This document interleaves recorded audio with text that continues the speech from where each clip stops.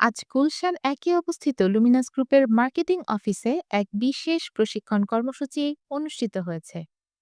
অনুষ্ঠানে প্রধান অতিথি হিসেবে উপস্থিত ছিলেন লুমিনাস গ্রুপের ব্যবস্থাপনা পরিচালক জনাব রাকিব হোসেন এবং বিশেষ অতিথি হিসেবে উপস্থিত ছিলেন লুমিনাস গ্রুপের ডেপুটি ডিরেক্টর জনাব আর এম রাসেল।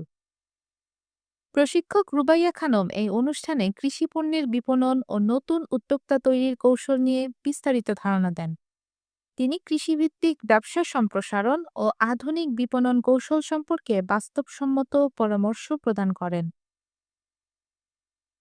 অনুষ্ঠানে নতুন উদ্যোক্তারা অংশগ্রহণ করে কৃষি পণ্যের বাজারজাতকরণ ও লাভজনক ব্যবসায়িক মডেল নিয়ে গুরুত্বপূর্ণ জ্ঞান অর্জন করেন।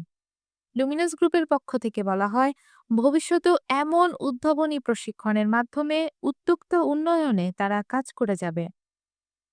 লুমিনাস গ্রুপের ব্যবস্থাপনা পরিচালক জনাব রাকিব হোসেন বলেন, কৃষিক্ষেত্রে উন্নয়ন ও নতুন উদ্যোক্তা তৈরিতে আমাদের নিরলস প্রচেষ্টা অব্যাহত থাকবে।